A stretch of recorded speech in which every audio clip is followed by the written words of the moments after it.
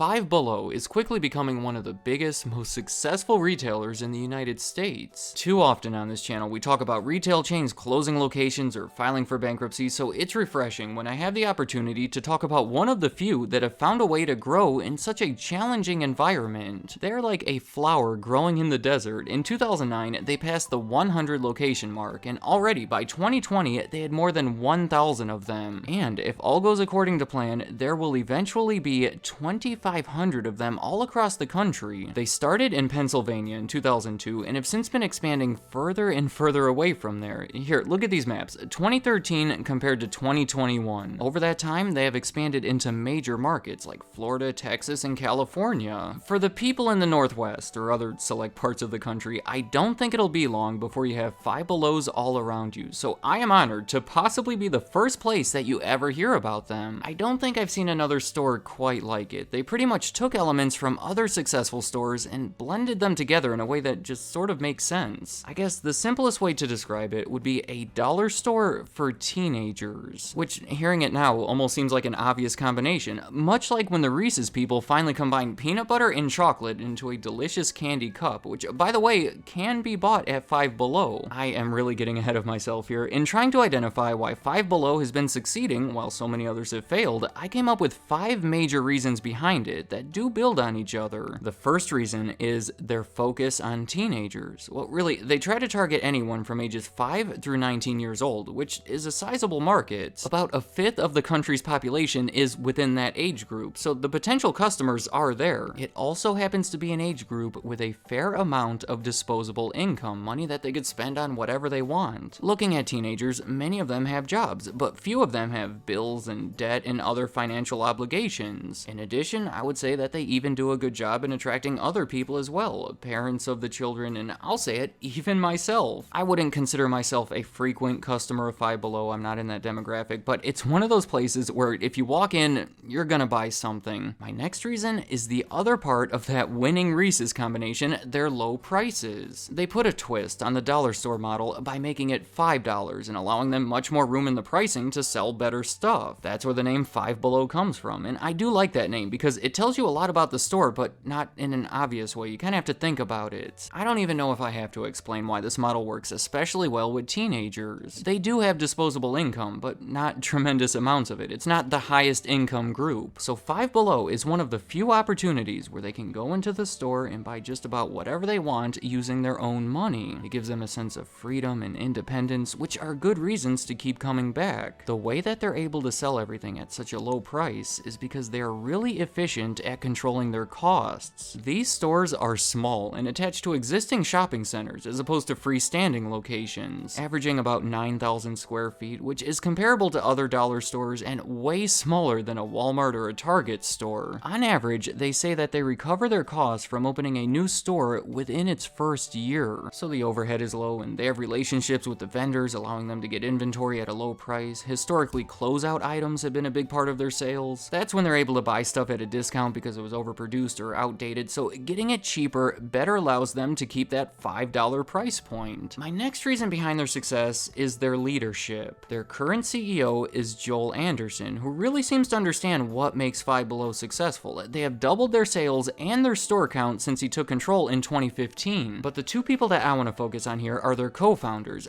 David Schlesinger and Thomas Velios. I think that seeing where they came from and what led to the foundation of Five Below is important in understanding their current success and the principles behind it. David Schlesinger has been one of the most ambitious people that you will ever see. Five Below is actually the third successful business that he started. The first one was a discount bookstore called Encore Books, another good name. He started it when he was 18 years old using $10,000 that he had saved up from various summer jobs. That store was successful, and over the next decade he continued opening more of them until it became one of the country's larger chains of bookstores. stores. In 1984, he sold it to Rite Aid for $10 million, making him a multi-millionaire by age 30. Over the next few years, his interest turned to the toy industry, specifically educational toys, where he felt that there was a big opportunity. It was from personal experience. He was planning on becoming a father himself and was discouraged by how hard it was to find toys that provided educational value. So in 1991, appropriately the same week his son was born, he founded a toy store called Zany Brainy. Yet another cool name. I've never been there myself, but it seemed like a cool place too. A little pricey, but they became known for their displays of educational toys. You could actually go in the store and play with them. And for the second time, his idea was so successful, he was able to start opening more of them. At their peak around the year 2000, there were almost 200 Zany Brainies in existence that were now being led by CEO Thomas Velios, who had been promoted from a vice presidency position when David stepped down in 1998. This company really did make an impact on the industry, which ironically sort of led to their downfall. David was absolutely right in believing that there was a big market for educational toys. Unfortunately, the success of Zany Brainy made others believe the same thing. Toys R Us started carrying more of them, various other stores started popping up with the same specialty, and by the end of the 1990s, Zany Brainy wasn't even all that unique. Their strategy against all of this competition was to continue pushing forward and opening more stores so they could use their size to their advantage, which was a risky one that ultimately ended up backfiring. In the year 2000, they bought one of their main competitors called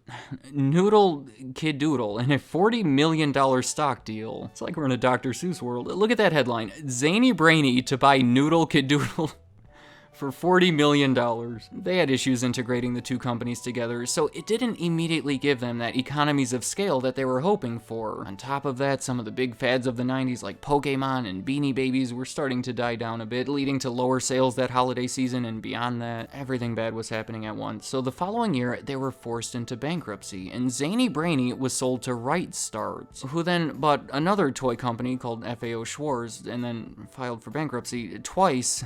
There's a lot happening there, but let's get back to Five Below. Once David and Thomas were done with Zany Brainy, they were looking to team up and start an entirely new business. Again, taking inspiration from his son, who was now soon to become a teenager, he set out to open a store for teenagers. The idea for Five Below, I would almost call it a combination of his previous ideas. He took the low price element from his bookstore and applied it to a younger demographic, like he had with the toy store. Given the attractive concept and their previous experience, they were able to convince investors to give them $1 million to open the first Five Below. That store was immediately popular. They used existing relationships with manufacturers to secure low-cost inventory. They adopted the hands-on interaction model that they used in the toy store, and within the year, they were already opening more of them. Amazingly, David Schlesinger had started his third separate chain of successful retail stores, and I don't know how many other people can say that. Okay, getting back to the list of why they're successful, the next reason is their selection. Despite having such small store sizes, they carry a pretty wide selection of items, about 4,000 different stock keeping units that they categorize into 8 distinct segments. They're style, room, sports, tech, create, party, candy, and now. My personal favorite section would be the candy, because I have found things there that I just don't see anywhere else, which I suppose could apply to all of their sections. I don't know if I'm necessarily the right person to vouch for this part, but they do put a lot of effort into keeping up with the trends and ensuring that what they're selling is still relevant. The fact that they're selling things to kids and teenagers means that they have to stay hip. They have a high sell-through rate, meaning that they go through their inventory fast because there's always new and different things on the way. Plus, the fact that their selection is changing so often means that every visit could be different from your last. The customers continue coming back so they can see what new stuff they can find. My final reason behind their success is the atmosphere. Here's a word that I don't use often, but I think zany could be a way to describe it, or maybe I'm stretching it so I could use that word, but it's definitely fun. It's an open layout, so it's almost impossible to get lost. It's easy to walk through, and you could see almost any point in the store from any other point in the store. Plus, they have all these bright and colorful signs labeling the sections that are loosely based on those 8 categories that I mentioned. Just look at it. This is one of the most colorful stores out there. On top of that, they have popular music playing, and maybe this is where the zaniness comes from. They use wheelbarrows to display some of the items. I've I've seen them right in the center of the store. It's a way to do it that's fun and different and adds to the overall atmosphere. So that's my list, outlining what I believe to be the 5 biggest reasons behind the success of Five Below. And to put it all together in one long sentence, their experienced leadership has found a way to attract the teenage market by offering a wide, trendy, and unusual selection, a fun, borderline zany atmosphere, and of course, low prices. Now, when looking at the retailers that aren't successful right now or failed altogether, one of the biggest, most common reasons has to be the internet, right? People are now doing their shopping on Amazon or somewhere else online, so they're not going into the stores as much. Well, when looking at my list here, I think 3 of the reasons provide a direct answer to that. The atmosphere, obviously, gives customers a reason to go there. Very few of us are going to encounter a wheelbarrow filled with toys that we could play with if we stay at home. The selection, of course, Amazon has more than 4,000 items, but I'm talking about the discovery part of it. Just searching through the store to see what new things are on the shelves, and I'll even argue the prices. I don't want to go through a whole price comparison, but you'll agree that $5 is pretty low. Especially once you account for shipping, I have to think that most of this stuff would be more expensive online. Let me know in the comments, what do you think of Five Below? Does my list do a good job in explaining why they're successful, or do you think there's more to it? If you are a regular customer, why would you say you go there? In your opinion, what makes them so special? And what do you see for the future of Five Below? Should the people in Idaho get their hopes up about visiting one sometime soon, or do you think things will take a turn? From what I can tell, it's looking pretty stable, but there's plenty of things that can go wrong, so any thoughts about any of it, leave them in the comments. I'd like to hear what you have to say.